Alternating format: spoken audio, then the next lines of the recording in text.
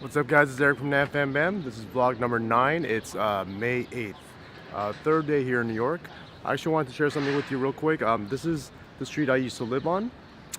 This was back in like 2001. Right behind me, that's 9th Precinct of the NYPD. That's actually where they used to shoot the exterior for the show NYPD Blue. So we're in the middle of the block. I used to live on that end of the block. So let's go walk over there. I'll show you the apartment where I used to live. It's got some stories here, so I'll share those with you. So again, we're on East 5th between 1st and 2nd Ave in the East Village. I used to live,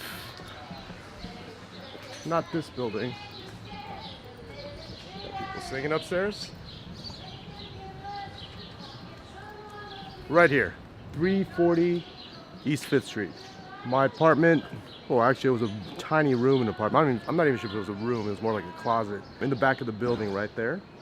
And yeah, it was right by First Avenue. Three of Cups, that's a restaurant that was still there. At the time I couldn't afford it, so I never went there.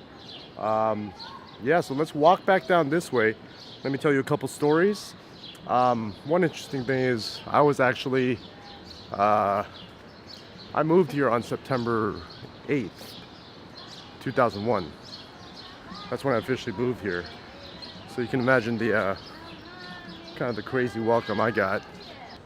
In all seriousness, we were actually supposed to go, my girlfriend at the time and I, she used to actually live right down the street here as well. We were actually supposed to go to the observation deck of the World Trade Center that morning. But we had gone out to meet some old friends in town from San Francisco. I remember we had kind of a long night, we had some drinks, so we slept in and then woke up to what turned out to be 9/11. It was crazy. And so this diner at the end of the block, during 9/11, they blocked off this entire street right here. It was like a military zone. And these guys, I think it's a new owner now, but the guys at the time, they were actually nice enough to give water and bread to all the neighbors. I want to say it was a couple days. I mean, it's such a blur that whole time, but it was, yeah, at least for a couple days they were giving out free water and bread because we literally couldn't cross the barricades unless it was something urgent. Yeah. So yeah, that was a pretty crazy welcome I got. That was pretty much my first week in New York, and New York was a very crazy place at that time, as you can imagine. But at the same time, everyone kind of came together. Everyone looked out for each other. Everyone kind of took care of each other. Like I told you the story about that diner. That was just one of many stories of the humanity that came out, which was an amazing thing to be a part of.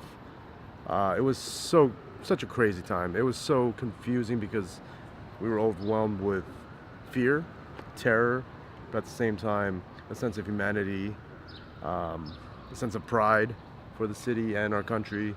But yeah, anyway, there's I don't know, I don't want to make it a little even heavier than that, but another story I wanted to share with you. I thought it was kind of important, very important for me to actually share this and actually come back to this street right here because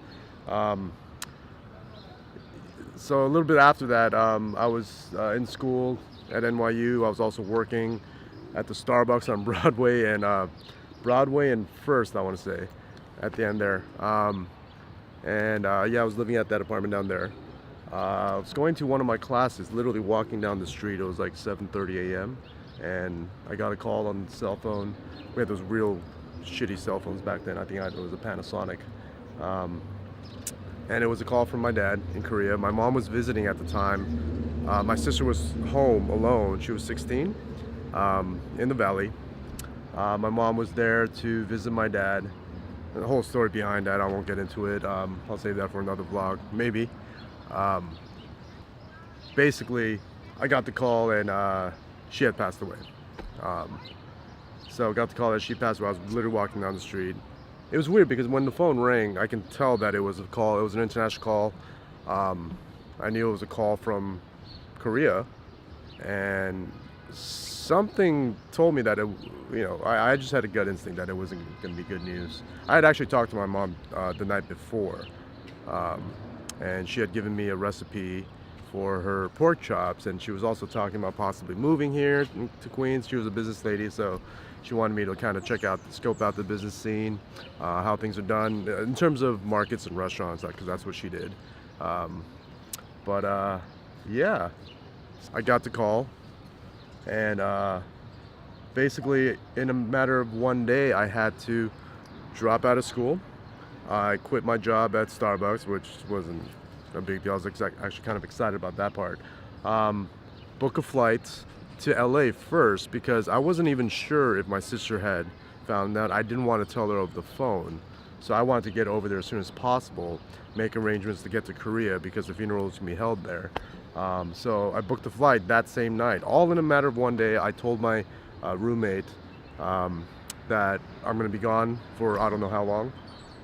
So yeah, I took off that night, landed in LA, and then found out that my sister had already found out because one of my mom's employees had called the house frantic and left a voice message.